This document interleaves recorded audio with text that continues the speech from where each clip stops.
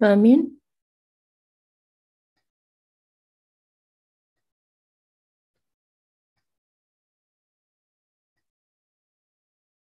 Apakah bisa dimulai, Pak Amin?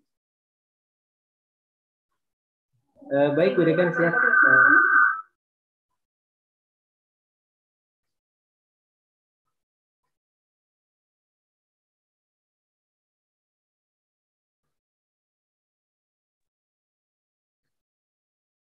MC sudah siap itu, Mangga?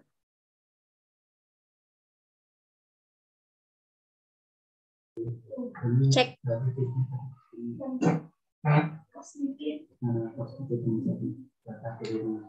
Selamat pagi, selamat datang dan selamat bergabung untuk seluruh peserta kuliah umum bersama Asosiasi Fintech Syariah Indonesia oleh Program Studi Ekonomi Syariah dan Perbankan Syariah. Kami menghimbau seluruh peserta untuk menyalakan kamera dan merename atau mengganti nama pada akun Zoom-nya dengan format nama panjang _instansi. Bismillahirrahmanirrahim. Assalamualaikum warahmatullahi wabarakatuh. Alhamdulillahirrabbilalamin. Wa bihi nasta'in wa ala umuri dunya waddin. Wassalatu wassalamu ala asrofil anbiya'i wal mursalin wa ala alihi wa sahbihi wassalam. Puji syukur kehadirat Allah Subhanahu wa Ta'ala yang senantiasa melimpahkan rahmatnya kepada kita semua. Salawat dan salam bagi baginda Nabi Muhammad SAW, sang pemberi syafaat terbaik umat muslim sepanjang masa. Yang terhormat, Ibu Dr. Zahra Husnul Latifah, MPDI, selaku Dekan Fakultas Agama Islam dan Pendidikan Guru. Yang terhormat, Ibu Tuti Kurnia, SPMSI, selaku Wakil Dekan Akademik. Yang terhormat, Bapak Abdul Holik, MPD, sebagai Wakil Dekan Non-Akademik. Yang terhormat, Bapak Wildan Munawar, SEIMA, sebagai Kepala Prodi Ekonomi Syariah. Yang terhormat Bapak Imam Abdul Aziz SEIMSI sebagai Kepala Prodi Perbankan Syariah.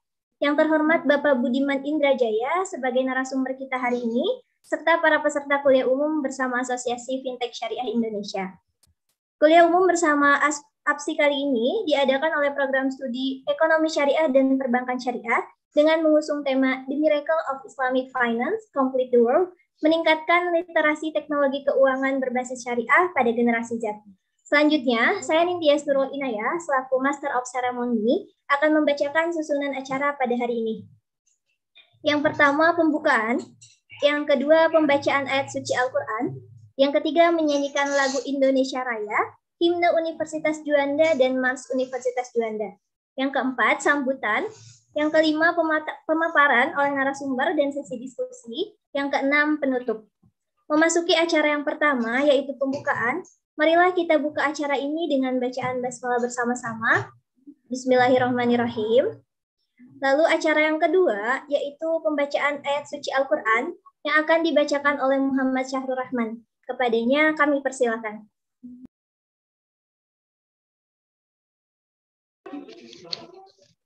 Assalamualaikum warahmatullahi wabarakatuh. Waalaikumsalam warahmatullahi wabarakatuh. A'udzu billahi minasy syaithanir rajim.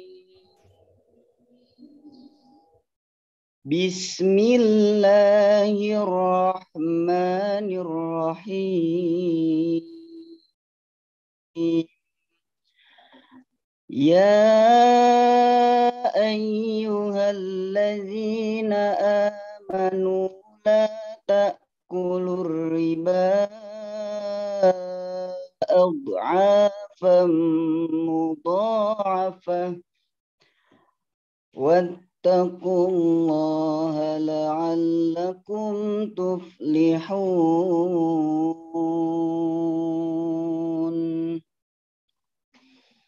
Wattaqun narallati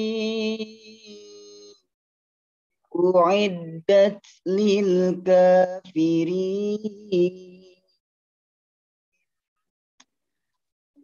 wa athi'ullaha war rasul la'allakum turhamun.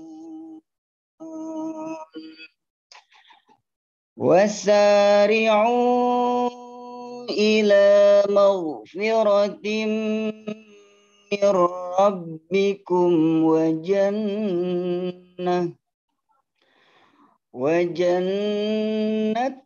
عرضها السماوات والأرض أعدت للمتقين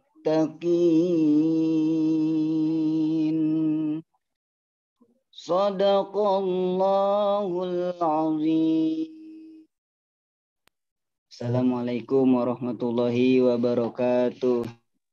Waalaikumsalam. Warahmatullahi. Astagfirullahaladzim. Terima kasih kepada Muhammad Syahrul Rahman. Semoga dengan pembacaan ayat suci Al-Quran tadi dapat memberikan manfaat yang besar bagi kita semua.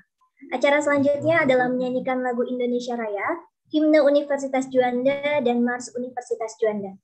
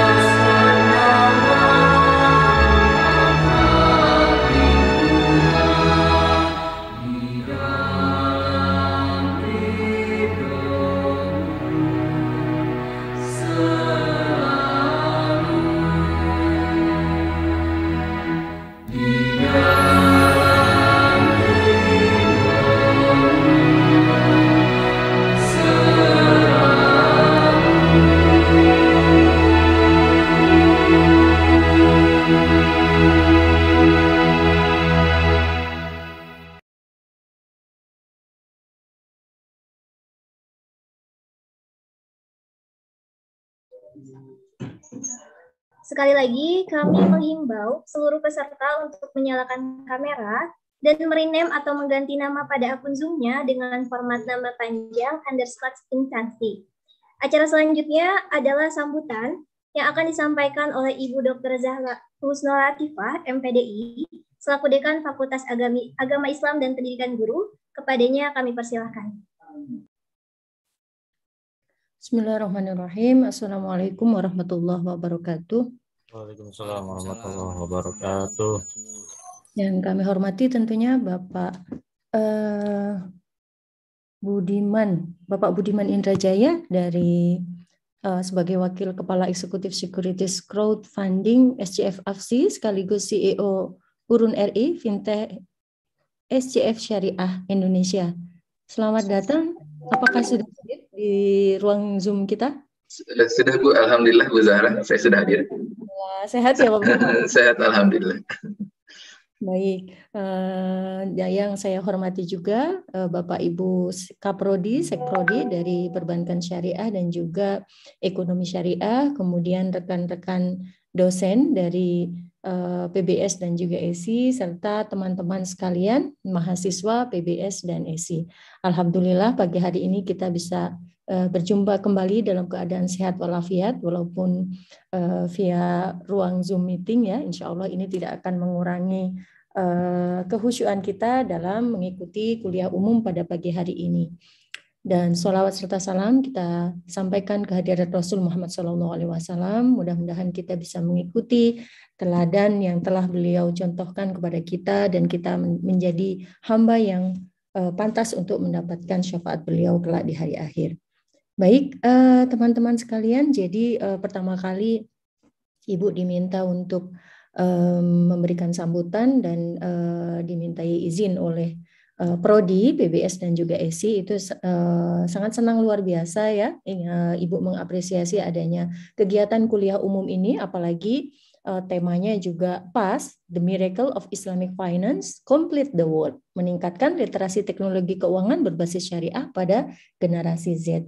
Jadi ini juga selaras dengan ayat yang dibacakan oleh Syahrul tadi ya di awal acara, yaitu surat Ali Imran ayat 130. Itu adalah luar biasa ya. Kita baca kembali ayatnya. A'udzubillahi minasyaitonirrajim. Bismillahirrahmanirrahim. Ya ayyuhalladzina amanu la ta'kulur riba adha'afan mudha'afah wattaqullaha la'allakum tuflihun. Wattaqun narul lati u'iddat lil kafirin. Jadi di dalam ayat ini itu sudah sangat jelas bagaimana Allah itu memperingatkan kita, kalau kita merasa sebagai orang-orang yang beriman, maka janganlah kamu memakan riba dengan berlipat ganda dan bertakwalah kepada Allah. Jalannya bagaimana? Jalannya adalah bertakwa kepada Allah agar kamu mendapat keberuntungan. Ya, karena seandainya kita kemudian menjaga diri kita dari perilaku riba ini, maka pasti Allah akan memberikan keberuntungan kita. Pasti Allah akan memberikan rezeki kepada kita dari pintu-pintu yang tidak terduga. Jadi jangan khawatir ya. Kemudian peliharalah dirimu dari api neraka dan yang disediakan untuk orang-orang yang kafir. Maka kita harus meyakini bahwa ganjaran dari perilaku riba ini pada akhirnya adalah api neraka. Nauzubillahi min dzalik. Nah, dengan fenomena yang saat ini kita lihat, jadi sudah banyak sekali ya marak, bahkan di media sosial itu iklannya berseliweran istilahnya gitu ya. Pinjaman online ada kami atau apalagi istilah-istilah yang banyak sekali Ibu lihat itu ya. Nah, itu yang tentunya pasti ada perilaku ribanya. Nah, ini makanya generasi milenial, teman-teman sebagai generasi muda, para calon pemimpin bangsa ini memang harus bersiap diri meningkatkan literasi keuangan ya, literasi teknologi keuangan berbasis syariah. Karena apa? Karena agar kita bisa mensosialisasikan apa pentingnya kita untuk menghindari perilaku riba ini. Nah, tentunya kontribusi teman-teman itu sangat berharga bagi masyarakat kita pada umumnya yang masih sangat awam sekali dengan keuangan berbasis syariah. Untuk itu, Ibu sangat mengapresiasi adanya kegiatan ini dan mudah-mudahan ini betul-betul berdampak ya.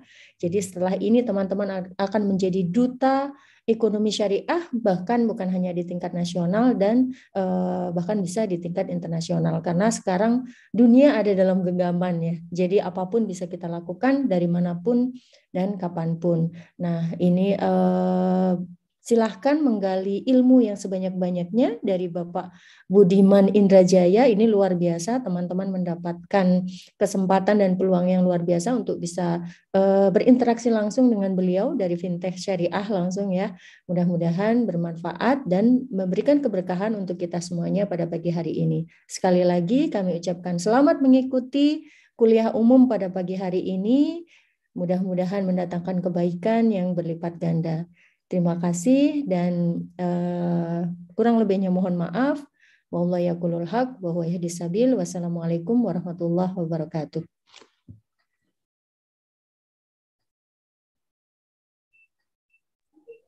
Demikian sambutan dari Dekan Fakultas Agama Islam dan Pendidikan Guru. Kami ucapkan terima kasih. Hadirin yang kami hormati, sampailah kita pada acara inti, yaitu pemaparan oleh narasumber kita, Bapak Budiman Indrajaya, selaku Wakil Kepala Eksekutif Securities Crowdfunding APSI, sekaligus CEO Urun RI. Tanpa menunggu lebih lama lagi, selanjutnya acara akan dipimpin oleh Bapak Muhammad Amin SHI MSI, selaku moderator.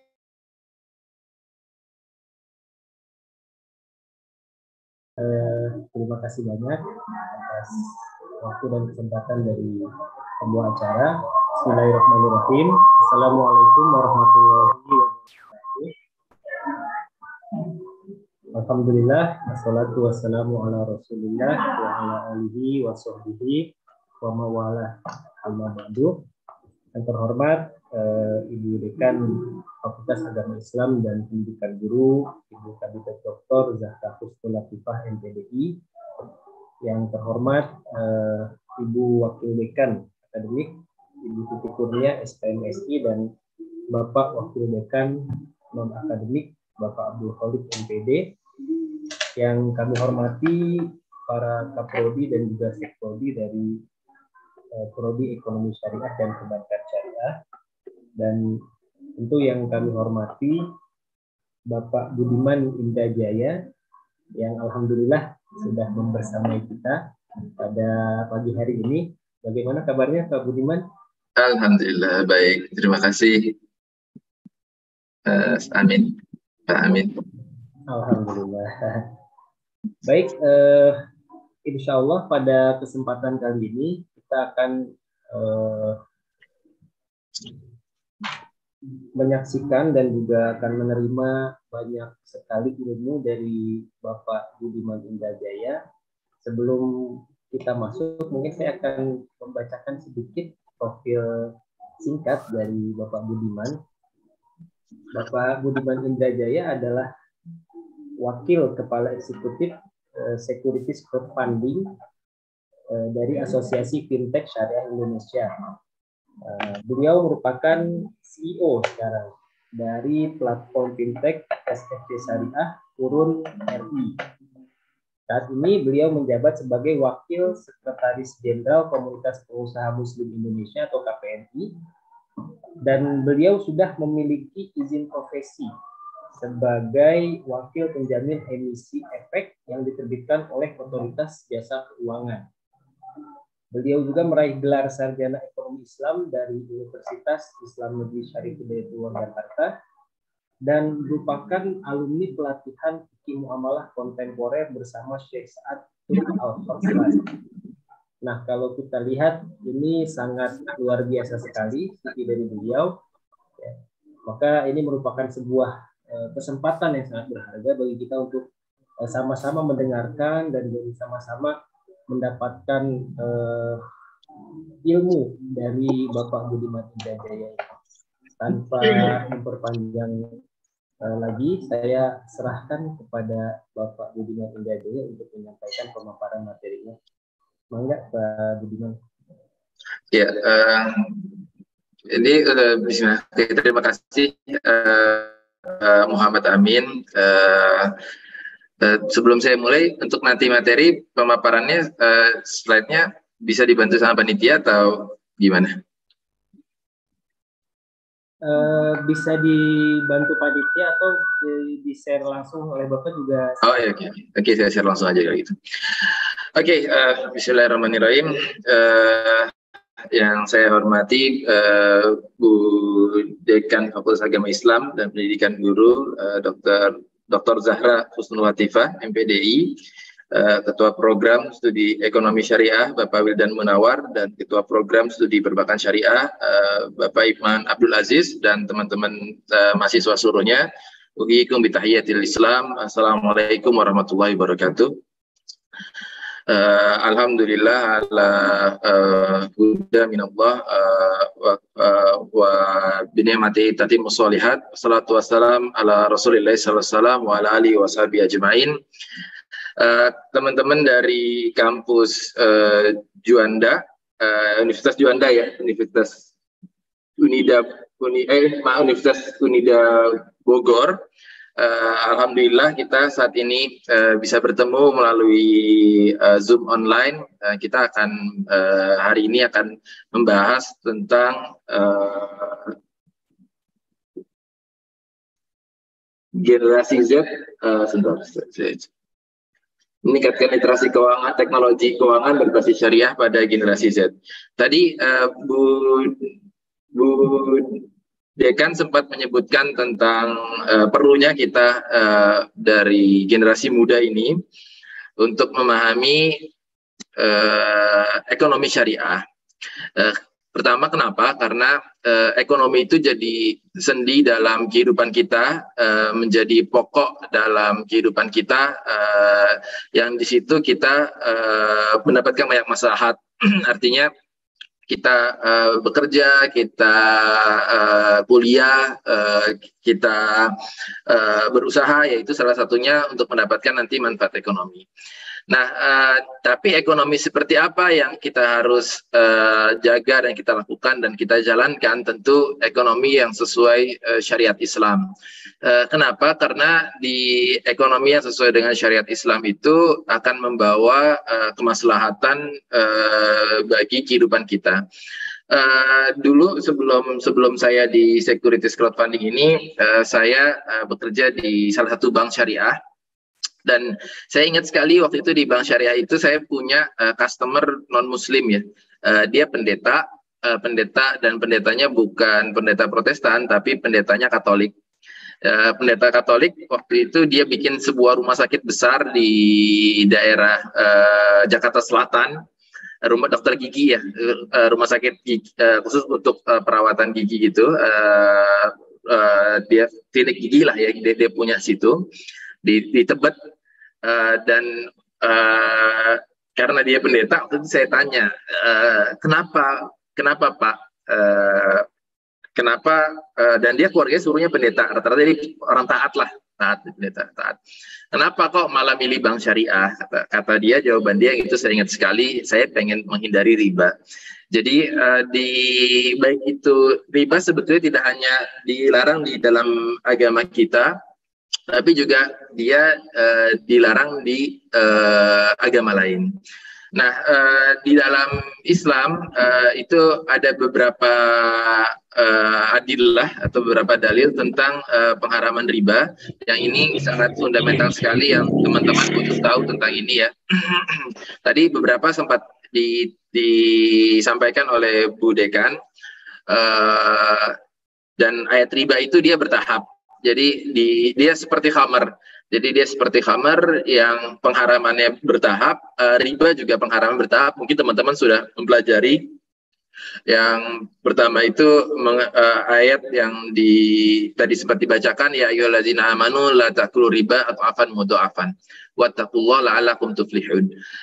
Wahai orang-orang beriman, jangan kalian memakan riba yang berlipat-lipat. Bukan 4 bulan aja. 4 bulan. Wattaqullaha la'allakum tuflihun. Jadi di situ pertama disebutkan jangan memakan riba yang berlipat-lipat, tapi bukan berarti saat ini kalau nggak berlipat boleh gitu. Bukan berarti kalau sedikit itu boleh.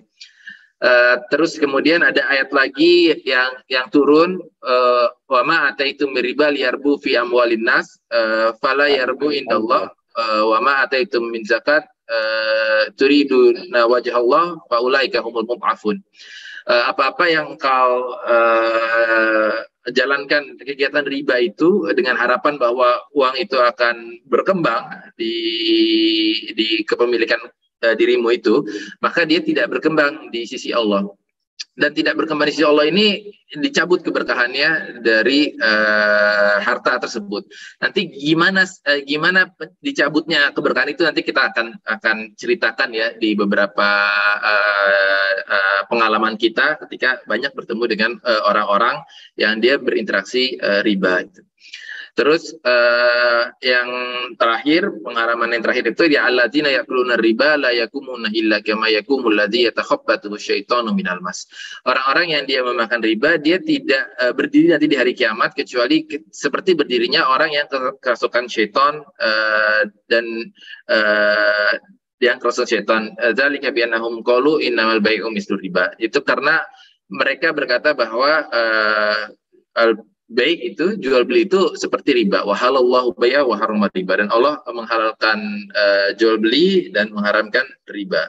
Faman ja'ahu mau'izatum mir rabbih fantaha falahu ma salaf.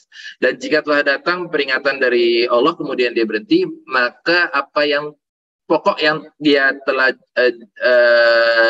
ribakan itu itu kembali kepada diri dia. Artinya bukan berarti ketika dia berhenti lalu pokok yang dia putarkan untuk riba itu menjadi haram, tidak, tapi kembali kepada diri dia, bisa diambil kembali.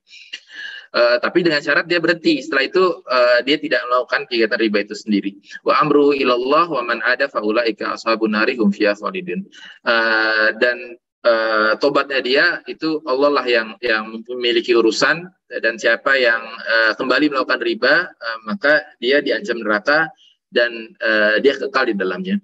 Namun kita ketahui bahwa kekalahan dalam neraka itu hanya untuk orang-orang yang musyrik ya. Dan di sini maksud kekalahan itu adalah ancaman yang syadid, yang sangat keras, bahwa kita tidak boleh bermain-main dengan perkara ini.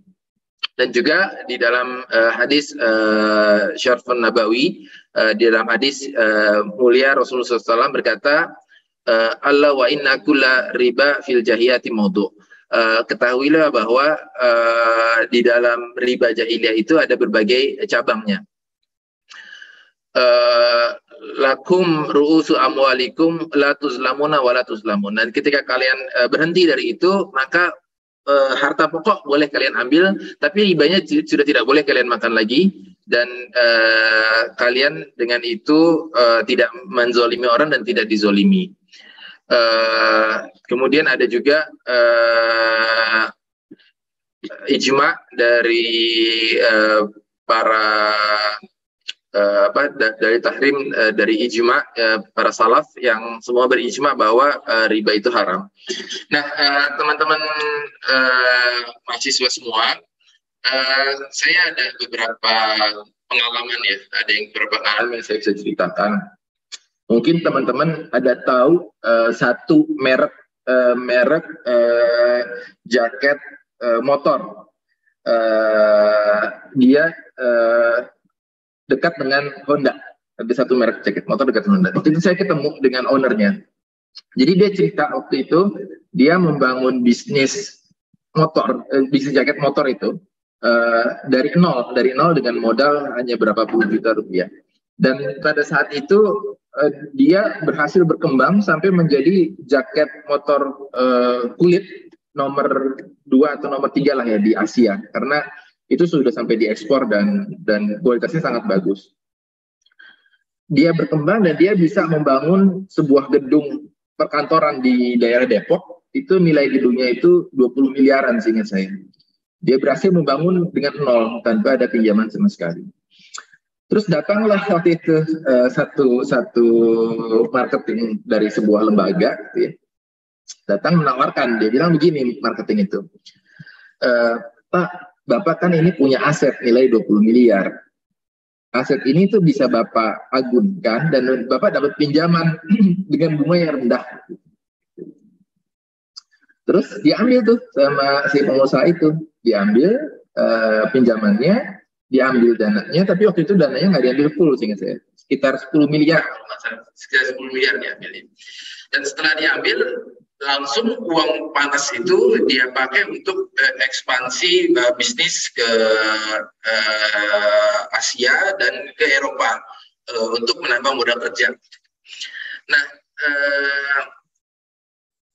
kata Allah dengan dia lakukan seperti itu, salesnya tidak berjalan baik di sana, dan yang ada pembebanan dari uang yang menganggur ditambah dengan bunga itu membebani operasional dia, karena dari 10 miliar itu ya bunganya lumayan. Kalau 10 miliar itu bunganya 1% aja, berarti 1 bulan dia harus bayar 100 juta itu bunga aja, bukan pokoknya. 100 juta itu bunga.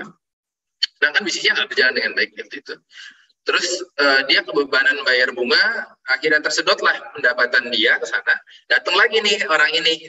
Waktu itu yang datang masih mukanya baik, rautnya bagus gitulah, cantik, ganteng yang datang. Terus setelah mulai agak macet waktu itu, datang lagi yang kedua. Dia bilang begini, orang yang kedua datang gini, Pak, aset Bapak kan 20 miliar. 10 miliar baru Bapak ambil. Nah, Bapak bisa ngambil lagi nih Pak, 5 miliar. Pak.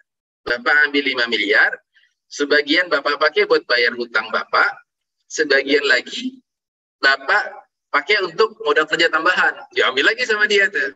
Diambil lagi, jadi dari 10 miliar dia dapat 15 miliar. Dipakai buat bayar cicilan. Tapi dipakai buat bayar cicilan itu hanya bertahan, seingat saya hanya 10 bulanan deh kalau saya nggak salah ya. 10 atau sekian bulan. Dipakai buat bayar cicilan. Dan jatuh lagi, bisnisnya tidak berkembang dengan baik. Dan yang ketiga, akhirnya si orang yang datang dari lembaga tersebut bukan lagi yang ganteng, yang cantik, enggak, tapi yang besar-besar, dan yang gede gitu ya. Dan setelah itu yang seram mukanya gitu. Datang, dia minta solusi, gimana caranya. Dan waktu itu orang itu ya jadi kebingungan ya, si pengusaha jadi kebingungan karena yang datang sekarang udah beda dan nggak seperti dulu yang ramah, yang itu enggak gitu ya. Terus setelah itu disarankan lagi sama si, kita bilang debt collector ya, sampailah datang debt collector itu. Disarankan lagi, Pak, ini aset Bapak masih besar nih Pak. Bapak datang ke ada orang rentenir, bukan lembaga lagi sekarang, datang rentenir ini, pinjam uang sama dia, dan Bapak bisa selesai urusan dengan kami. Jadi dia menawarkan solusi bahwa urusan dengan kami Bapak selesai gitu, dengan mengambil dari rentenir itu. Setelah itu diambil langkah tadi, dan akhirnya terakhir saya ketemu gedungnya akhirnya dijual dan dia mulai lagi start semua dari nol. Apa yang menyebabkan itu? Dia bilang dengan sangat, nanti teman-teman boleh googling ya, saya nggak bisa sebut nama mereknya ya, tapi teman-teman boleh googling satu perusahaan jaket kulit terkenal made in Indonesia, dia termasuk yang the best lah ya. Kalau orang-orang beli motor Honda, orang-orang di racing itu tahu tuh, dan dia identik dengan Honda waktu itu. Tapi dia swasta. Dan dia sampai ambruk, sampai nol, habis seluruh hartanya dia, gedungnya dia dijual, mobil-mobilnya dijual untuk nutupin itu, dan bunganya terus berjalan. Nah itulah yang tadinya awalnya kecil, nambah lagi besar, sampai akhirnya hartanya itu habis. Dan dia datang waktu itu ke saya, kita bareng-bareng ngobrol, dia bilang, ya sekarang dia udah pakai peci lah, udah dulu mah gayanya Masya Allah, terus sekarang dia udah mulai pakai peci, udah segala macam. Dan dia bilang ya dia menyesal sekali mengambil riba itu. Nah itu salah satu efek yang sangat jelas ya, bahwa riba itu dia menghancurkan, karena pada dasarnya bisnis itu atau usaha itu butuh sebuah ketenangan, butuh sebuah kreativitas, dan dia tidak bisa ditekan dengan utang-utang riba. Dan begitu juga pemberi riba. Jadi pemberi riba itu dia rasa tuntutan karena banyak orang yang menitipkan dana dari dia dengan riba, jadi dorongan dia untuk terus menyedot harta, kan namanya katanya lintah darat ya, dia menyedot harta itu begitu keras, begitu kuat, bahkan sampai bunganya pun, seandainya bunganya itu sudah menutupi pokok, misalnya tadi 20 miliar ya, bunga yang dia bayar oleh pengusaha sudah 20 miliar, tapi dia belum selesai, pokoknya akan terus itu ditagih terus sampai habis harta dia, rumah dijual, mobil dijual, segala macam dijual, itu sampai habis dia tetap masih mengejar kalau pokoknya belum balik. Nah, itu mindset seorang yang sudah bermain dengan riba itu bakal seperti itu. Nah, teman-teman mungkin kalau di pasar juga bertemu ya, saya juga pernah bertemu di pasar, seorang ibu-ibu yang sebetulnya dia jualan ayam potong, itu pendapatan bulannya mungkin 12 juta, 13 juta dari jualan ayam potong itu, walaupun kelihatannya pasar ya, tapi pendapatannya lumayan. Hampir separuh dari pendapatan dia dipakai untuk bayar rentenir. Dan lebih ekstrimnya, kalau rentenir di pasar itu, kita bilangnya bank keliling gitu. Maaf ya bahasanya begitu. Rentenir di pasar itu dia dengan seenaknya saja. Kalau di lembaga kan kadang ada aturannya ya, sekian persen bunga selesai gitu ya. Tapi kalau di rentenir di pasar itu suatu waktu bisa naik, bisa turun, bisa naik tapi nggak bisa turun. Jadi bisa naik ya naik. Nah itu model yang lebih sadis lagi kalau di itu. Nah makanya kita semua penting bagi kita di generasi kita ini, generasi Z dan milenial ini, untuk belajar bagaimana cara kita terhindar dari riba, itu yang pertama. Yang kedua, bagaimana cara kita menyampaikan ke orang-orang jangan memakai fasilitas ribawi, itu penting juga. Tadi kan contoh saya yang usaha perorangan akan lebih berdampak lagi, karena kalau usaha jelas ada perputaran modalnya, tapi kalau perorangan buat beli handphone, buat beli apa, itu lebih bahaya lagi gitu. Terus yang ketiga, bagi kita sebisa mungkin jika nanti teman-teman mahasiswa ini bisa selesai dari kampusnya, ikut berperan ya menjadi bagian dari ekosistem ekonomi syariah, dan di situ bisa berkontribusi meningkatkan pasar-pasar syariah, ekonomi syariah di masyarakat. Oke, kita sekarang itu pembukaan dari saya tentang transaksi ribawi dan efeknya. Yang sekarang kita akan bahas tentang Asosiasi Fintech Syariah Indonesia dalam peningkatan literasi bagi generasi Z dan milenial. Next, lanjut. Oke, ini saya kasih overview dulu tentang apa itu AFSI, terus peluang tantangan dan peningkatan literasi, dan bagaimana kolaborasi dengan perguruan tinggi. Next.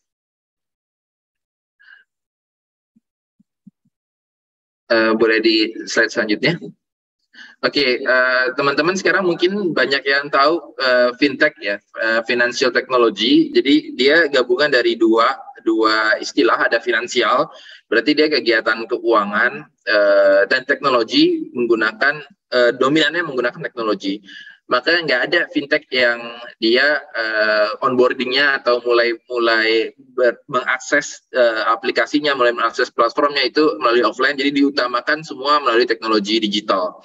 Jadi dengan penggabungan ini mempercepat penetrasi pasar. Tadi juga Bu Dekan sempat bilang karena sekarang udah dunianya digital. Jadi teman-teman jangan hanya mengkotakkan impiannya hanya berada di Indonesia, tidak. Jadi dengan dunia digital itu seluruh lokasi di muka bumi ini selama ada akses internet kita bisa jangkau. Jadi kita sudah bisa bermindset bahwa apa yang kita lakukan, apa yang kita karyakan itu bisa dilihat dan bisa dinikmati oleh seluruh orang di dunia ini yang memiliki akses internet.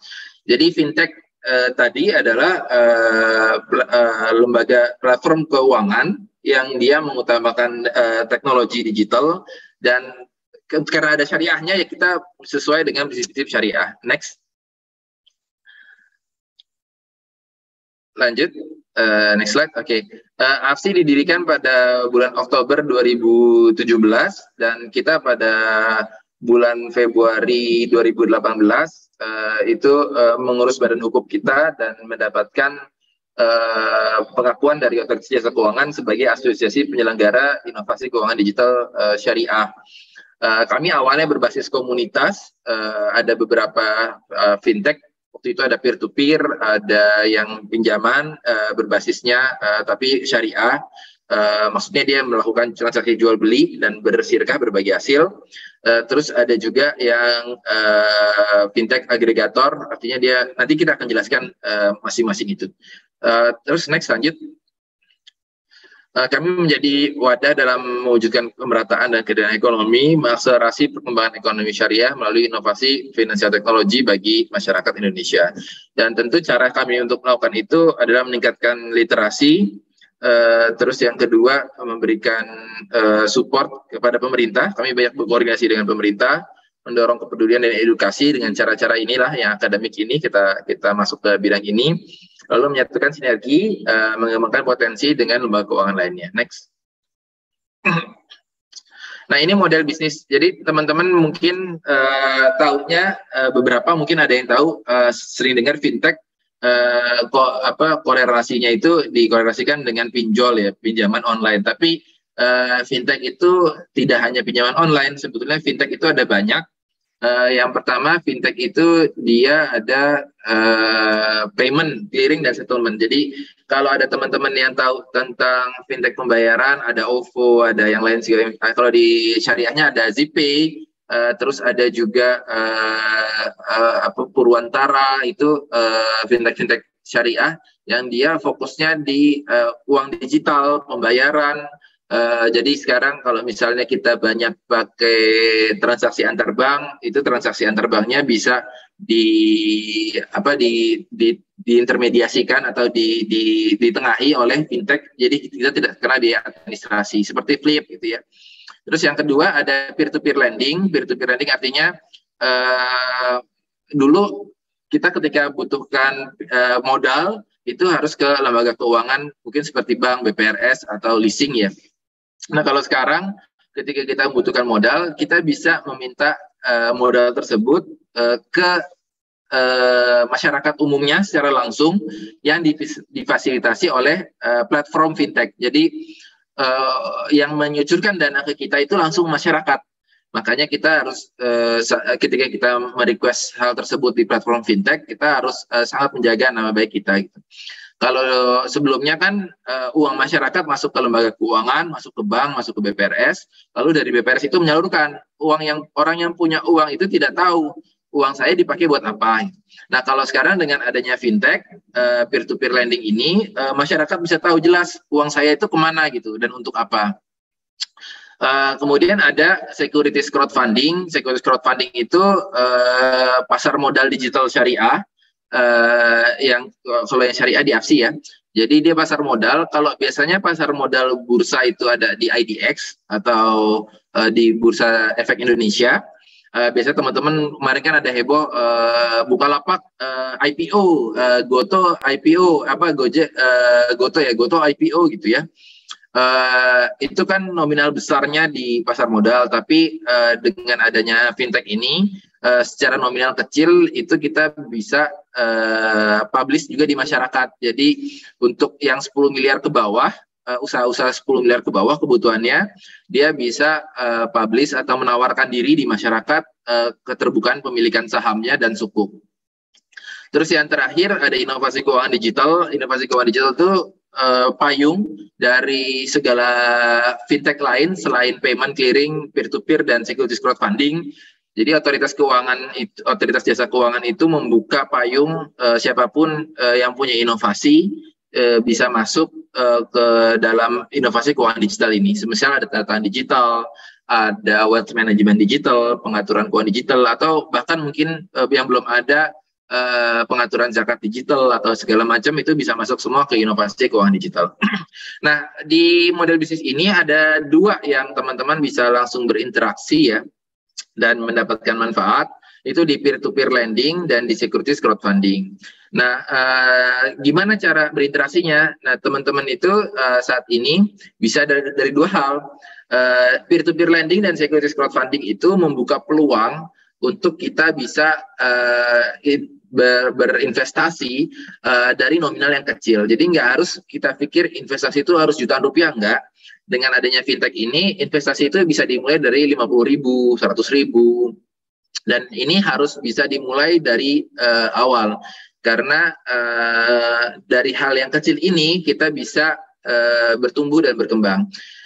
Peer-to-peer lending itu dan securities crowdfunding, dia mengumpulkan dari masyarakat untuk menggerakkan usaha-usaha yang sudah di screening, sudah disortir ya, sudah dilakukan uji kelayakan ke pengusaha-pengusaha yang dia bermindset atau berspirit syariah. Jadi ketika teman-teman ikut berkontribusi masuk ke dalam platform, terus berinvestasi gitu ya, baik dari nominal 50.000, 100.000, itu yang pertama bisa ikut membantu perkembangan para pengusaha-pengusaha itu yang pertama. Jadi jangan dipikirkan itu angka yang kecil, tapi kalau misalnya 100.000 ada 1.000 orang, ya itu kan 100 juta jadinya bisa untuk menggerakkan. Kemarin ada satu fintech yang publish tentang motor listrik itu 100 juta nominalnya. Nah itu dimulai dari 100.000. Nah itu bisa menggerakkan satu bisnis lah ya. Terus yang kedua, itu bagus buat teman-teman di saat ini bisa mulai berinvestasi, karena itu akan menjadi tabungan nanti ketika lulus kuliah, sudah ada penghasilan pasif, itu satu hal yang luar biasa. Jadi dan itu dimulai dari 100.000-an, bisa dari 50.000-an, kita bisa mulai, dan dari situ kita bisa mendapatkan penghasilan pasif. Jadi ketika lulus kuliah, kita sudah punya tabungan, kita sudah punya investasi. Kadang kan kita bingung ya dengan nominal uang yang sedikit, misalnya ya, ataupun yang banyak gitu ya. Kita mau taruh di mana? Nah, salah satu alternatifnya adalah taruh di platform fintech ini gitu. Next, berikutnya. Oke, dalam fintech, financial technology itu regulatornya ada dua. Untuk Bank Indonesia, dia meregulasi segala tentang pembayaran, clearing, dan settlement, artinya tentang transaksi lalu lintas uang. Kalau otoritas jasa keuangan, dia meregulasi tentang inovasi di luar tadi, di luar pembayaran, dan inovasi dan fintech terkait dengan permodalan. Jadi OJK meregulasi 3 bidang itu. Next.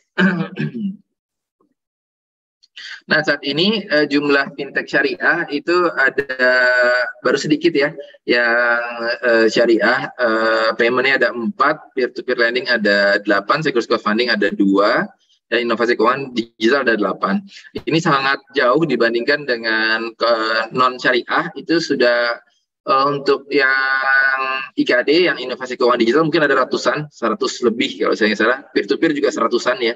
Dan securities crowdfunding juga ada 20-an seingat saya. Jadi kalau dibandingkan dengan syariah masih sedikit sekali pemainnya, dan ini membutuhkan juga nanti teman-teman semoga di antara teman-temannya ada yang bisa jadi pengusaha, ada yang bisa bangun platform fintech gitu ya, dan ikut kontribusi di penambahan jumlah penyelenggara fintech syariah. Next.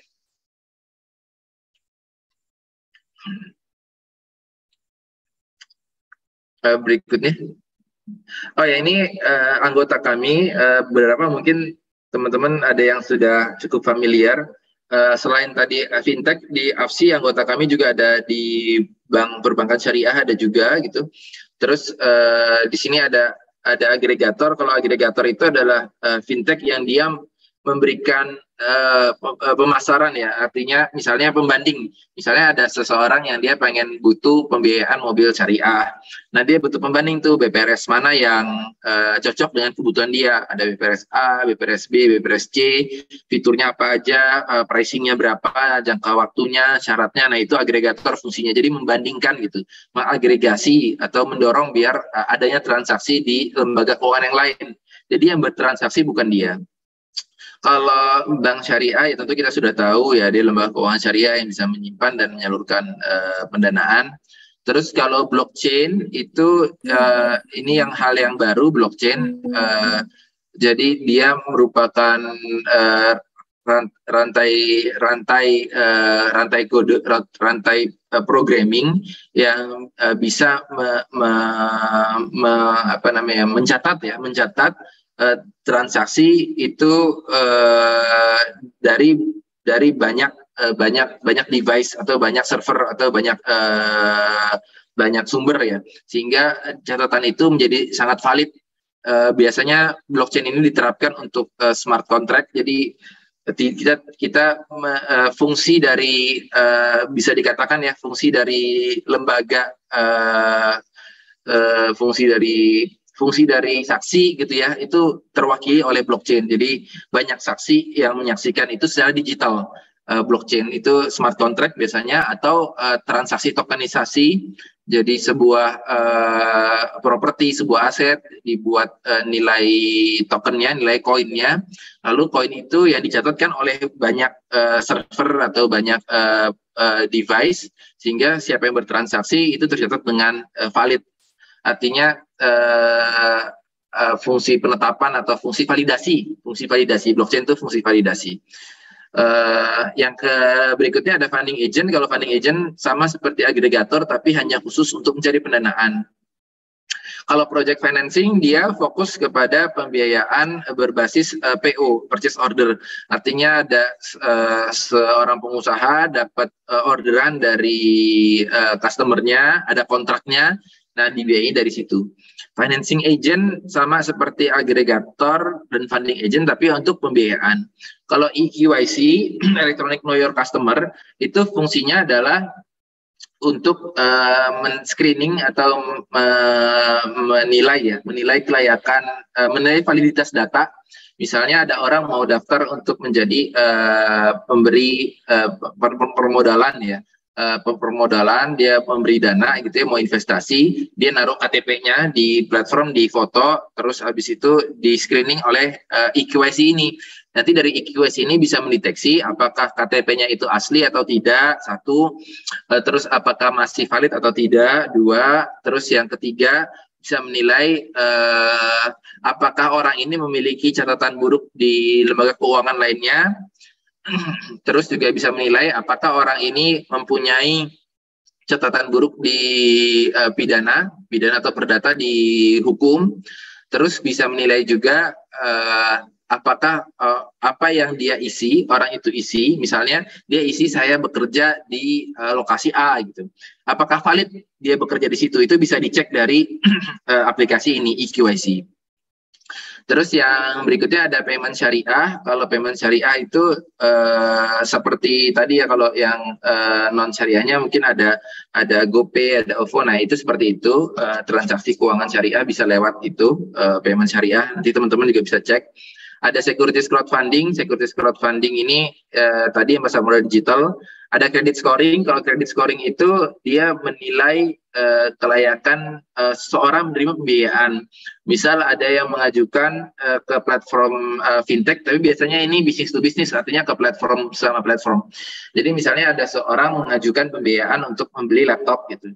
Nanti kita credit scoring di situ, atau perusahaan untuk mencari pembiayaan permodalan misalnya 1 miliar.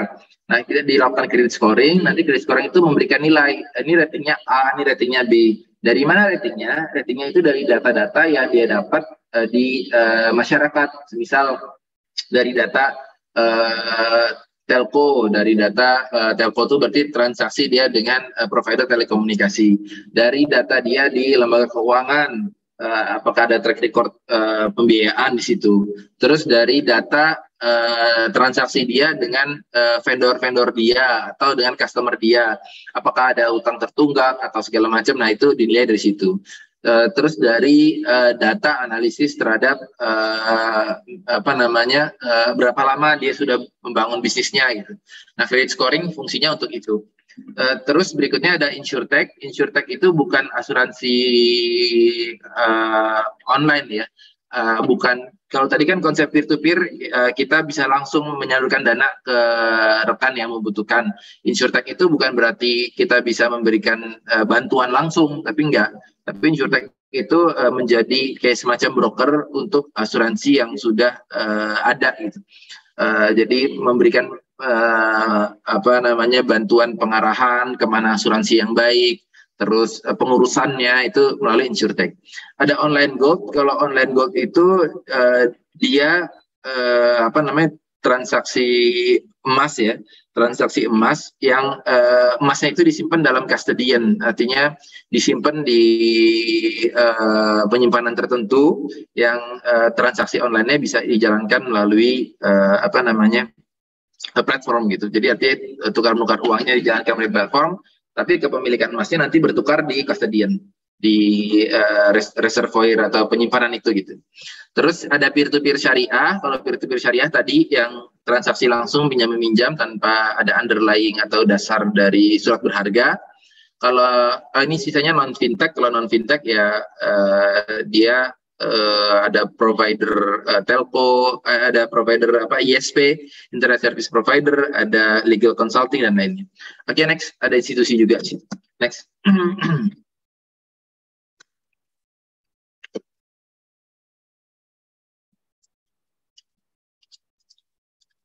Berikutnya ini dia. Kalau kita bicara sangat global ya di dunia, Indonesia itu ranking 3 di dalam fintech syariah. Tapi tadi kan saya cerita bahwa kita belum banyak playernya, dan ini sebetulnya menjadi sebuah peluang bahwa dengan player yang belum begitu banyak saja kita sudah dapat ranking 3 di bidang syariah ya di dunia ya. Berarti masih banyak peluang untuk berkembang gitu. Dan nomor satunya itu adalah Malaysia. Padahal kalau kita lihat jumlah player fintech antara Indonesia dengan Malaysia masih banyakkan Indonesia. Dan dibandingkan Saudi juga banyakkan Indonesia. Tapi dari segi volume transaksi kita kalah. Kenapa kita kalah dibandingkan volume transaksi dibandingkan Malaysia dan Saudi? Karena yang pertama ada keberpihakan yang sangat dari masyarakatnya Malaysia dan Saudi Arabia terhadap syariah. Dan ini keberpihakan ini kita bisa lihat juga di perbankan syariah saat ini kita masih 8%-an kan penetrasi pasarnya, masih kecil lah ya. Sedangkan di negara lain itu keberpihakannya sangat tinggi. Jadi kalau tidak syariah mereka tidak mau pakai gitu. Nah itu yang membuat mereka berkembang lebih besar, padahal dari segi jumlah penduduk dan dari segi jumlah playernya kita termasuk yang paling banyak. Tapi keberpihakan itu yang belum muncul begitu kuat di kita. Nah itu yang keberpihakan ini harus dimulai dari teman-teman semua, bahwa yang kita pakai hanya syariah itu yang penting sehingga bisa berkembang sampai sebesar itu. Bahkan Malaysia dan Saudi Arabia mencari pangsa pasarnya di Indonesia. Mereka bangun platform fintech tapi jualannya di Indonesia karena mereka lihat Indonesia potensi transaksinya besar, mereka punya dananya besar. Saya yakin sebetulnya Indonesia dananya juga besar, tapi hanya tadi masalah mau atau enggak menggunakan syariah. Dan kita alhamdulillah sekarang sudah ada beberapa daerah yang mereka mutlak hanya memakai syariah ya, seperti di Aceh, terus juga di Riau bank daerahnya sudah convert seluruhnya ke syariah. Nah itu yang seperti itulah yang kita harapkan nanti itu bisa meningkatkan volume transaksi syariah. Dan kembali ke tadi, karena syariah akan transaksinya membawa keberkahan. Next. Nah ini pengaruh teknologi. Jadi sejak era new normal ini ada perkembangan penggunaan teknologi, dan teman-teman sekarang bisa langsung mengakses dengan cepat melalui handphone yang ada di tangan teman-teman masing-masing. Tentunya hampir dari semua kita mungkin ya, bahkan semua kita sudah memiliki smartphone yang itu bisa bertransaksi langsung melalui smartphone kita. Terus yang kedua, dengan ada teknologi ini, financial fintech, dia bisa mempercepat proses-proses yang tadinya lembaga tradisional tidak bisa lakukan. Misalnya tadi dengan electronic KYC, kita hanya dalam waktu kurang dari 1 menit bisa tahu data ini asli atau palsu. Terus bisa tahu orang ini benar atau enggak dia memberikan informasi. Terus dengan credit scoring kita bisa tahu juga layak atau enggak orang ini. Jadi dengan sangat cepat kita bisa mengetahui secara umum data ini valid atau enggak. Tapi tetap financial technology itu terkadang ada yang masih membutuhkan visit langsung. Cuman beberapa proses administrasi yang tradisional itu bisa tertangani dengan teknologi. Next.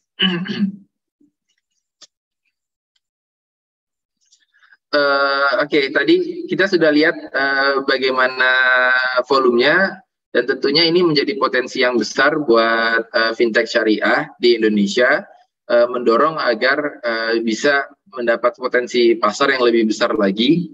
dengan banyaknya edukasi, literasi, dan juga bekerjasama dengan pemerintah untuk mendorong keberpihakan. Itu yang termasuk yang penting. Oke, next. Ini dia peluang kita. Ini kita next aja. Langsung next. Nah, ini dia yang literasi yang masih sangat kurang. Oleh karena itu kita berterima kasih dari teman-teman di universitas ini, Civitas Academy bisa mendorong adanya literasi keuangan. Next. Di sini data kita lihat bahwa masyarakat sudah berinteraksi, hampir sebagian besar waktunya ya dilakukan berinteraksi secara digital, dan ini menjadi peluang kita. Jadi kita bisa memanfaatkan waktu kita di dunia digital nggak hanya untuk bermedia sosial, tapi juga bisa untuk berinteraksi dengan keuangan. Bisa berinvestasi, bisa juga dia bahkan mencari permodalan dari aplikasi fintech ini. Next. Oke, ini percepatan transformasi digital dengan adanya digital saat ini. Yang potensi yang besar itu ada di milenial dan Gen Z karena pertama, mereka melek teknologi ya, lebih melek teknologi. Gen X termasuk ya, kalau Gen X dia masih masuk dalam potensial, tapi yang ditambahkan milenial dan Gen Z karena mereka lebih melek dalam teknologi, lebih banyak dari jumlahnya kalau digabungkan itu hampir 50% di situ. Terus juga sekarang lebih tertarik ya, karena di pasar modal sendiri majority sekarang investornya adalah dari milenial dan Gen Z. Yang di umur-umur produktif ini yang masih kita bisa meningkatkan volume transaksi kita itu. Oke, next. Nah, ini kita sering lihat ya tentang literasi keuangan yang orang-orang itu belum siap. Kita sekarang banyak yang dibuat mindsetnya bahwa ketika kita mendapatkan uang itu digunakan untuk beberapa menggunakan untuk flexing ya sekarang istilahnya. Dia beli barang yang mewah-mewah gitu terus ditunjukkan ke orang-orang.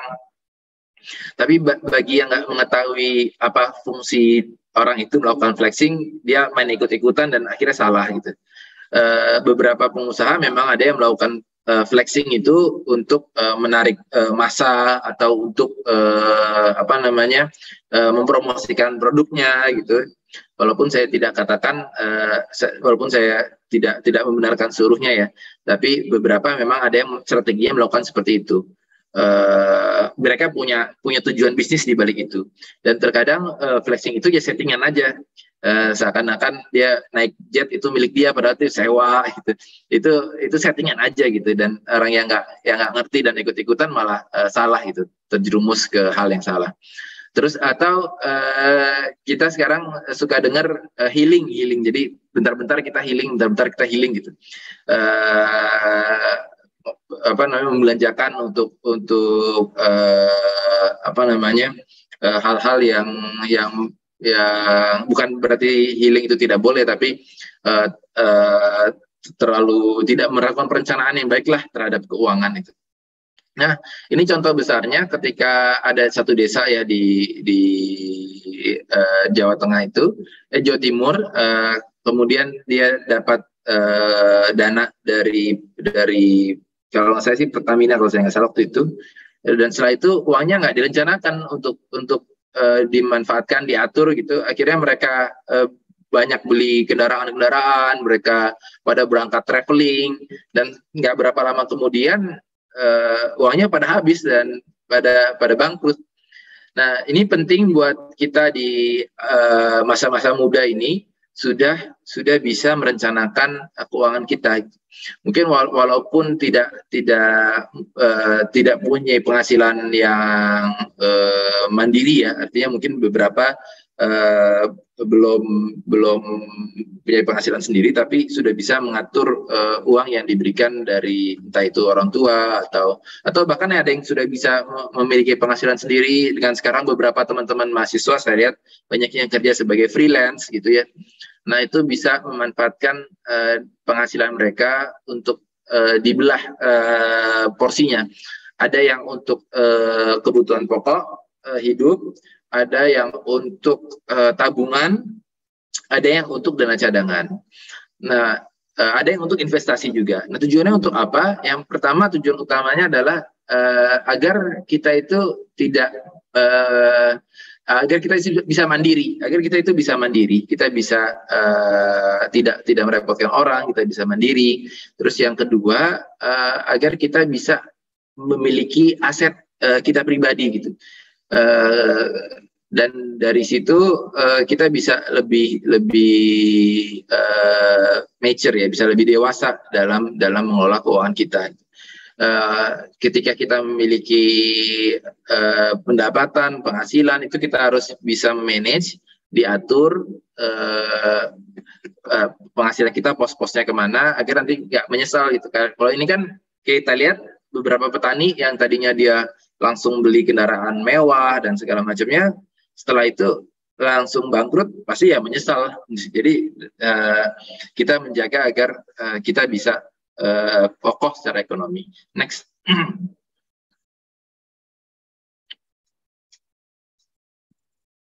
Terus next berikutnya.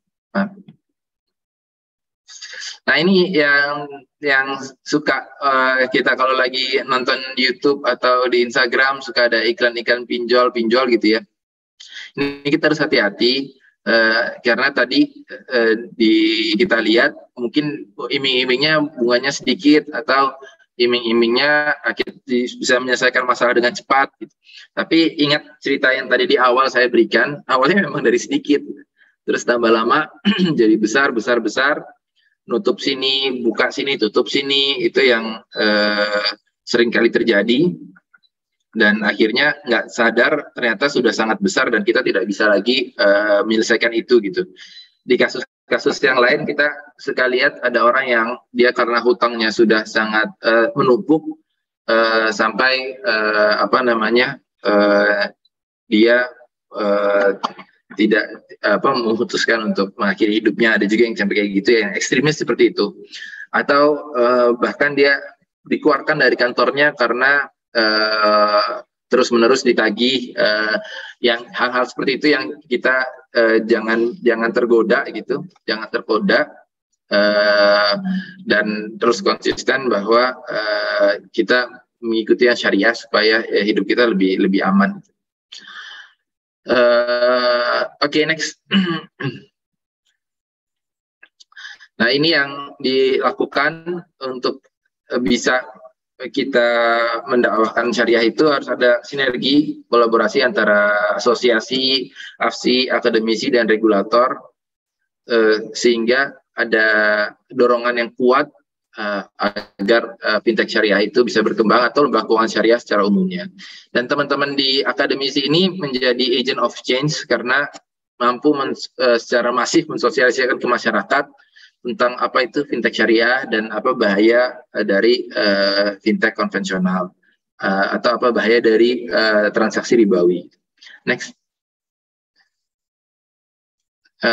Ini yang kita sudah lakukan beberapa, ada AFSI Academic Partner, terus ada beberapa workshop, seminar, sampai beberapa event yang rutin kita lakukan. Next. Ini mitra-mitra kami, selain Universitas Juanda, kita juga ada yang lain juga. Next. Oke, terima kasih. Itu paparan dari saya tentang fintech syariah dan sistem keuangan syariah. Mungkin ada yang mau bertanya, dipersilahkan. Baik, alhamdulillah. Terima kasih banyak Pak Budiman atas pemaparannya. Luar biasa sekali. Tadi kita sudah mendengarkan dari mulai hal tentang riba, kemudian juga dari perkembangan teknologi fintech syariah, Ya, kemudian juga kita banyak mendapatkan pengetahuan baru di sini. Sekali lagi kami ucapkan terima kasih kepada Bapak Budiman, dan pada kesempatan kali ini kita sudah sampai kepada sesi tanya jawab dan juga diskusi. Di sini sudah ada beberapa pertanyaan yang masuk via chat, tetapi saya ingin memberikan kesempatan kepada teman-teman yang mungkin ingin bertanya secara langsung kepada narasumber. Saya persilahkan.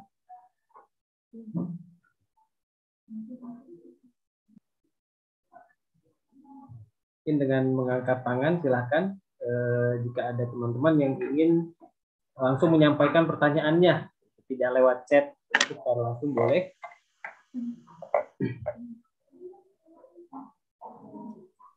Baik, mungkin nanti bisa menyusul ya teman-teman yang ingin menyampaikan pertanyaan. Ini kita sampaikan yang sudah ada di kolom chat terlebih dahulu. Izin menyampaikan pertanyaan Bapak Budiman dari saudari Prini Fridiani dari Universitas Juanda, program studi ekonomi. Iya. Bagaimana cara fintech syariah bisa menyederhanakan sebuah transaksi? Jadi fintech syariah, bangga Pak. Ya, oke. Yang pertama, ini pengalaman saya dulu waktu di banking dan sekarang di fintech syariah ya. Dulu waktu kebetulan saya dulu di marketing pembiayaan. Dulu ketika kita di marketing pembiayaan itu, kita menangani proses pembiayaan itu A to Z-nya kita tangani. Yang kita mulai dari awal, kita membuat list dokumen apa yang harus diserahkan oleh calon nasabah. Setelah itu calon nasabahnya ngirim tuh bentuk fisiknya. Dulu gitu, bentuk fisiknya dikirim. Jadi walaupun dulu email juga udah ada, tapi bentuk fisik itu masih kita request ya, kita minta gitu ya. Fisiknya kita minta, terus soft copy-nya juga kita minta. Setelah itu kita minta, terus kita membuat memo pengajuan ke bagian legal dan ke bagian waktu itu BI checking, kita buat memo pengajuan.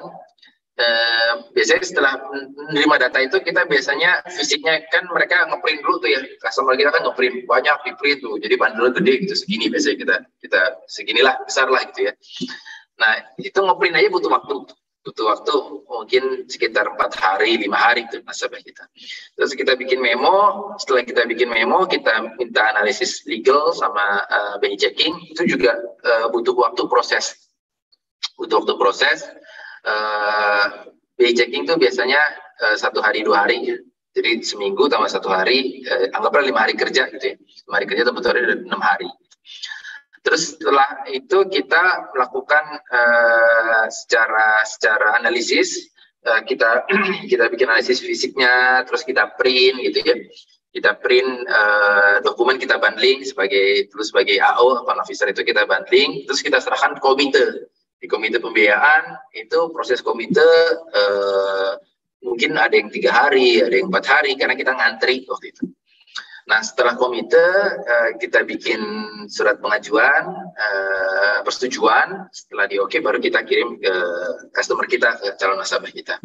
Nah sekarang dengan adanya financial technology, yang 5 hari kerja itu yang harus ngeprint itu sudah tidak ada lagi. Kalau orangnya sudah siap, mungkin 1-2 hari kerja itu bisa selesai. Dia tinggal upload aja semua, dia upload semua sudah selesai. Terus yang request BI checking dan request itu nggak perlu waktu sehari 2 hari, di bawah 5 menit sudah selesai. Bahkan pada saat si customernya itu dia ngupload KTP-nya langsung jadi itu, bisa langsung jadi itu hasilnya, langsung keluar tuh deteksi. Jadi itu semakin singkat. Terus yang ketiga, dengan tanda tangan digital dan dengan komite online yang tadinya harus ketemu minta tanda tangan, kejar. Misalnya saya posisi ada di Matraman misalnya. Terus bos saya lagi ke Bogor, saya harus naik mobil ke sana. Bogor tuh jauh gitu ya. Nah sekarang dengan komite online, tanda tangan digital, itu semua udah bisa lewat tuh. Saat itu juga bisa desain, saat itu juga bisa. Jadi dengan adanya financial technology ini, tentu yang membutuhkan waktu lama gitu. Sekarang sudah bisa tersimplifikasi dengan hanya hitungan menit, dengan hanya hitungan detik gitu ya. Itu bisa tersimplifikasi sekarang. Itu khusus untuk pembiayaan. Terus kalau untuk transfer dana payment sekarang, misalnya untuk payment dulu kan payment sebelum ada mobile banking ya, sebelum ada mobile banking itu kan orang harus datang ke teller, harus slip, dan sekarang kan udah tinggal pakai smartphone sudah bisa bertransaksi. Itu berbagai penyederhanaan yang muncul dari adanya fintech. Oke, itu saya cukup. Baik, terima kasih Pak Budiman atas jawaban dari pertanyaan saudari Prini. Kemudian ini alhamdulillah sepertinya peserta sangat antusias sekali, lumayan banyak yang bertanya, Pak Budiman. Pertanyaan kedua saya sampaikan dari saudari Pramudita Dinanti. Pertanyaannya yaitu apa saja faktor, baik faktor internal ataupun faktor eksternal, yang menjadikan Indonesia minim transaksi syariah. Oke, kalau internal itu saya definisikan sebagai internal di dalam platformnya ya, internal platformnya. Jadi yang pertama itu kalau dari internal kita yang menjadikan minim transaksi syariah itu satu memang playernya sedikit. Tadi kalau saya cerita yang konven itu playernya ratusan terus banyak gitu. Kalau kita mungkin masih belasan, dari puluhan ya, maksimal 20 lah. 21 playernya memang sedikit ya. Sedangkan di transaksi syariah ini kenapa playernya sedikit? Karena jiwa pengusaha itu harus ditumbuhkan. Saat ini kalau saya tanya ya, dibandingkan ini mohon maaf ya, dibandingkan dengan yang daerah seperti Singapura, daerah seperti Tiongkok, Taiwan, itu lebih banyak mana pengusahanya dibandingkan kita yang di Indonesia. Nah, tentu jawaban teman-teman ya kita sudah tahu semua ya, daerah yang sana lebih banyak pengusahanya. Dan ujungnya adalah yang pengusaha-pengusaha dari sana berkoordinasi atau mempercayakan dananya ya ke pengusaha-pengusaha yang grupnya dia di sini gitu. Jadinya kita satu sisi itu kurang, pengusaha kita kurang. Dan dari 200 yang itu konven itu semuanya ada pengusahanya masing-masing. Jadi kita player kurang. Terus yang kedua, dari sisi internal kita di masyarakat juga masih belum begitu aware.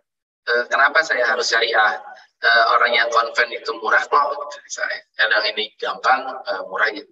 Karena semua bisnis juga saya yakin ketika dia dari awalnya sedang merintis, ya pasti dia butuh banyak sokongan. Artinya bukan dia berharap sokongan ya, tapi artinya banyak penyempurnaan di sana sini gitu. Dan kenapa di pihak sebelah atau di grup sebelah itu mereka bisa kuat ya, karena mereka mendapatkan support gitu. Support dan kata kuncinya keberpihakan. Mereka disupport, didukung gitu ya, sehingga mereka cepat besar gitu ya, dan banyak dukungan itu yang kedua. Dan dari ketiga internal itu ya kalau dari segi teknologi saya rasa sih kita nggak kalah ya, bahkan teman-teman di gateway payment yang lain yang saya sudah lihat gitu ya, dia jauh lebih maju teknologinya. Kalau payment kan biasanya sekarang ada QR gitu. Nah, teman saya sudah bikin tuh ada QR-nya, ada alat device-nya, dan dashboard-nya lebih canggih gitu ya. Secara internal teknologi kita sih sudah cukup, tapi tinggal tadi masalah players-nya yang terkadang di antara kita pun masih melihat sesama kita tuh saingan gitu. Artinya kita melihat kalau ada teman kita yang naik itu saingan kita itu, padahal yang nggak selalu begitu. Ya, kita lagi sama-sama menumbuhkan syariah. Kalau dari segi eksternal, alhamdulillah dari regulator itu sudah memberikan banyak fasilitas ke syariah, banyak kemudahan. Hanya saja tinggal dari penggunaan ya, kan aturan itu bisa dibuat untuk mendorong transaksi. Misalnya untuk payroll, untuk gaji, untuk kebutuhan permodalan, kebutuhan pembiayaan para karyawan menggunakan syariah, itu misalnya, yang itu yang harus lebih digalakkan di eksternal, di lembaga-lembaga, di pemerintahan atau di kampus-kampus gitu. Jadi minimal kalau satu lembaga itu punya karyawan 1000, didorong dari atas gitu, dari aturan lembaganya gitu, mendorong bahwa semua harus syariah. Nah, itu minimal 1000 itu jadi customer. Tapi kalau ketika dari atas yang ngedorong semuanya harus konven, ya semua ngikut ke bawah konven. Ya, itu yang eksternal yang dibutuhkan. Begitu Pak Muhammad Hamid.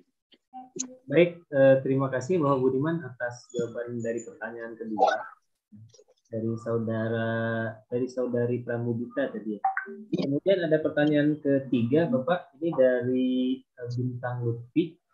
Assalamualaikum Pak, izin bertanya, apakah ke depannya fintech syariah di Indonesia akan membuat ekosistem fintech yang lebih sistematis atau hanya memasifkan banyaknya perusahaan fintech saja? Oke, untuk yang ini tentu kedua-duanya penting.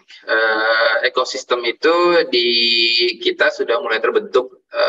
Ekosistem itu kan dia lingkungan ya, lingkungan bisnisnya ya. Di lingkungan bisnis kita sudah terbentuk ini kampus-kampus, sudah bagian dari ekosistem, terus ada perbankan syariah, dia bagian ekosistem, terus di peer-to-peer itu sekarang kita ada credit scoring, tadi kan sudah ada ya platform credit scoring, ada agregator, funding agent, financing agent, blockchain, itu semua sudah ada jadi ekosistem. Terus yang kedua, dari segi eksternal, kita antara asosiasi di negara lain juga sudah bekerja sama. Kemarin sempat ada di Hong Kong, terus yang Malaysia, terus kita juga terkoneksi dengan asosiasi fintech syariah dunia. Nah, tapi ekosistem ini, ekosistemnya sudah banyak, itu sudah besar. Playernya nggak ada, ya nggak bisa juga. Gitu. Jadi playernya juga harus kita dorong, harus menginspire orang-orang. Kenapa? Apa sih potensi mendirikan sebuah fintech syariah? Nah, itu harus digaungkan gitu ya. Misalnya potensinya tidak hanya bisa mendapatkan namanya bisnis ya, ada pendapatannya gitu ya. Yang kedua, kita juga bisa mendorong terwujudnya keberkahan ekonomi di Indonesia misalnya, karena sistem bagi hasil, sistem jual beli itu ini dengan baik terlaksana dengan baik. Oke. Baik, terima kasih banyak Pak atas pertanyaan yang ketiga, jawaban dari pertanyaan ketiga. Kemudian pertanyaan keempat dari saudari Nimtias Nurul Inayah dari Prodi Perbankan Syariah Universitas Juanda. Apa saja indikator untuk menilai tingkat literasi keuangan syariah? Indikator apa yang dinilai untuk mengetahui tingkat literasi keuangan syariah? Terima kasih sebelumnya. Ya, untuk indikator ini jujur ada yang bidang yang lain yang lebih paham ya,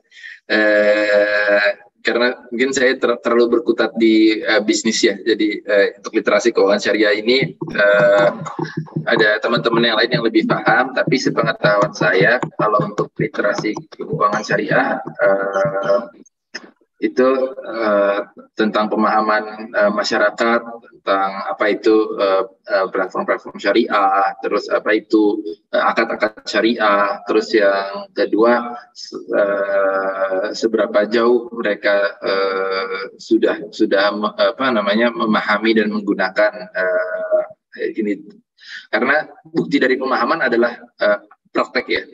Bukti dari pengalaman itu adalah praktek. Jadi seberapa jauh mereka sudah menggunakan keuangan syariah, terus seberapa jauh mereka mengetahui bahaya dari yang non syariah itu. Itu sih secara umumnya seperti itu mungkin, tapi detailnya ada yang lebih paham. Baik, terima kasih Pak atas jawabannya. Kemudian saya sampaikan pertanyaan yang kelima berarti Bapak dari saudari Salwa. Baik. Izin bertanya, apa kelebihan dan kekurangan dari model bisnis fintech syariah? Terima kasih. Wassalamualaikum warahmatullahi wabarakatuh. Waalaikumsalam.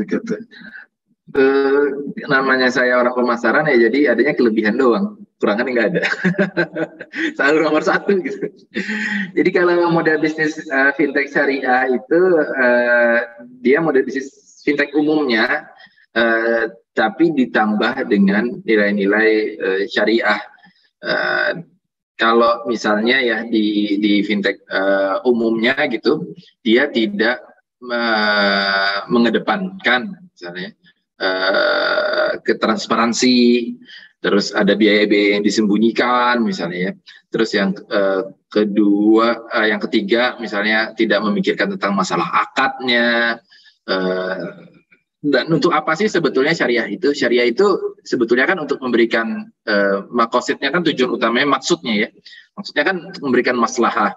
Masalah itu apa? Masalah itu terjadinya transaksi yang benar, tidak terjadi orang merasa dirugikan, orang tidak merasa ditipu, tidak dicurangi, tidak ada yang konflik. Nah itu kan tujuan-tujuan syariah. Jadi ketika dia menggunakan syariah, transaksinya itu akan menjadi saling ridho karena sudah diatur garisnya melalui Allah sudah menurunkan petunjuk bagaimana agar kita tidak salah dalam bertransaksi. Itu yang paling perbedaannya di antara model bisnis yang non syariah dengan yang syariah. Baik, terima kasih Pak Budiman.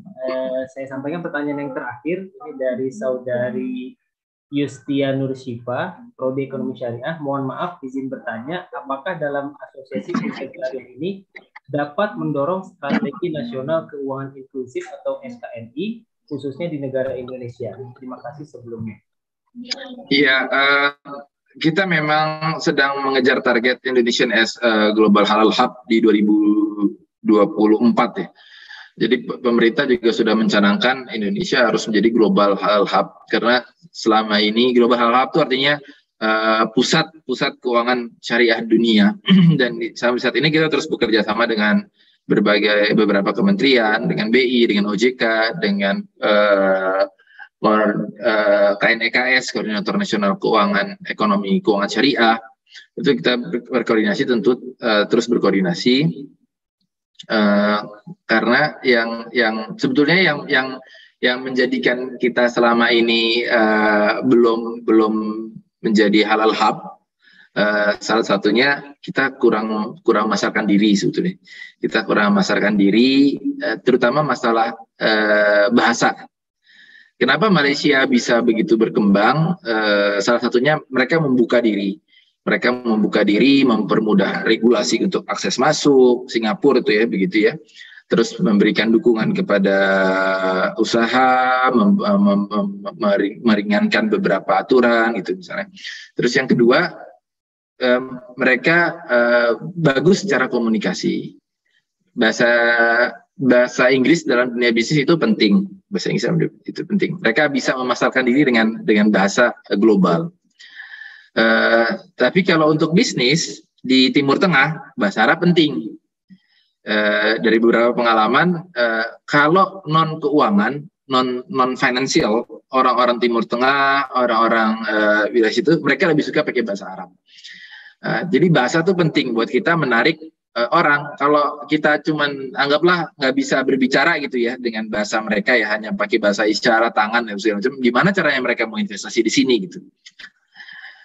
Gimana caranya mengundang mereka datang ke sini? Nah, bahasa itu penting. Jadi salah satu yang menjadi kelebihan kayak negara Singapura, Malaysia itu ya karena mereka secara bahasa bagus. Bahkan di Malaysia itu ada satu event namanya MIHAS, Malaysian Halal Summit itu terbesar di dunia dengan size pamerannya 3 kali JCC. Tapi teman-teman tahu siapa pesertanya di sana? Pesertanya 80% dari Indonesia. Jadi 80% pesertanya Indonesia, bukan pesertanya dari Malaysia, dari Turki, enggak, 80% pesertanya Indonesia. Nah, karena Malaysia bisa memasarkan itu dengan baiknya. Nah, kita butuh itu. Terus yang ketiga, dukungan dan keberpihakan dari pemerintah, dukungan dan keberpihakan dari masyarakat. Kalau di negara lain itu syariahnya menjadi lembaga keuangan syariahnya menjadi lembaga keuangan yang di situ lembaga pemerintah wajib bertransaksi menggunakan itu. Ya kalau dana pemerintah yang segitu besar ditransaksikan di lembaga keuangan syariah, sudah berapa persen tuh volumenya diambil gitu. Itu yang besar. Nah, tapi kita dengan keadaan kita tentu terus bismillah ya, dengan izin Allah, dan karena kita harus bisa membuktikan diri kita. Nanti bahkan malah ditanya balik, memang sudah siap menerima dana dari itu. Nah, itu kan yang jadi pertanyaan baliknya. Nah, makanya kita harus memperbaiki internal kita juga biar bisa layak lah ya untuk mendapatkan dukungan itu.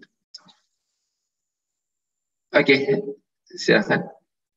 Baik, terima kasih banyak atas jawaban-jawaban yang sudah Bapak Budiman sampaikan, dan alhamdulillah ya kita sampai pada kita sudah selesai melaksanakan sesi diskusi dan juga sesi pertanyaan dan juga jawaban dari Bapak Budiman. Ya, saya ucapkan sekali lagi terima kasih kepada Bapak Budiman atas ilmu yang telah Bapak sampaikan. Semoga menjadi amal jariah bagi Bapak ke depannya. Amin. Dan saya kira tidak ada pertanyaan lagi di kolom chat dan juga yang ingin bertanya langsung. Maka waktu dan tempat saya serahkan kembali kepada pembawa acara. Wah, teman-teman, menarik sekali ya pembahasannya. Kami ucapkan terima kasih kepada Bapak Budiman Indrajaya. Semoga apa yang telah beliau sampaikan dapat bermanfaat bagi kita semua. Selanjutnya, Bapak diperkenankan untuk menerima sertifikat digital dari kami.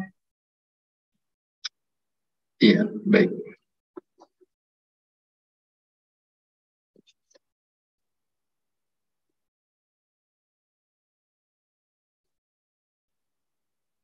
Ya, terima kasih. Saya terima sertifikatnya.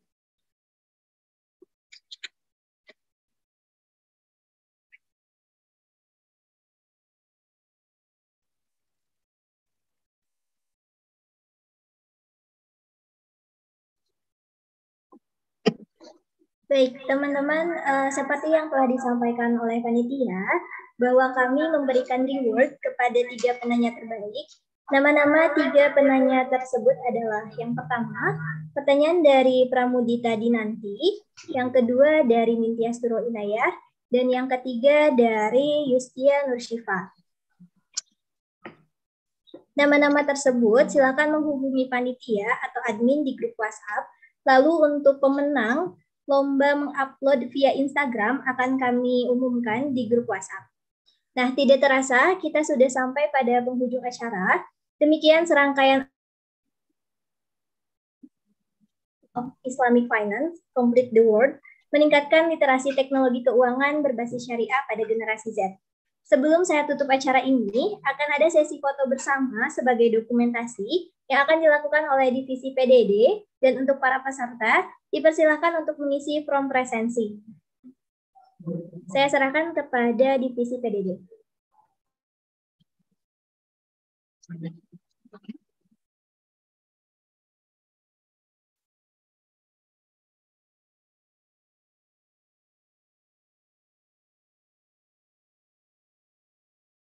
Kami menghimbau kepada para peserta untuk menyalakan kameranya ya, teman-teman.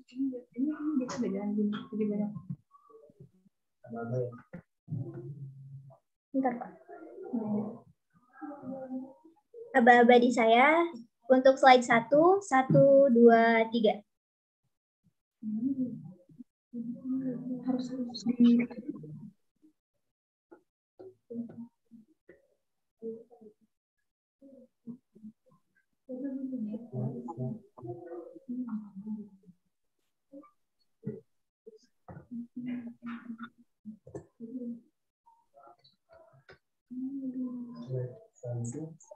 Bentar, Pak.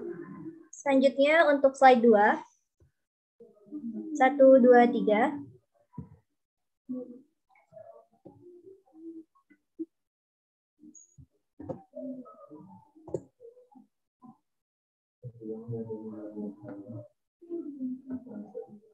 Dah.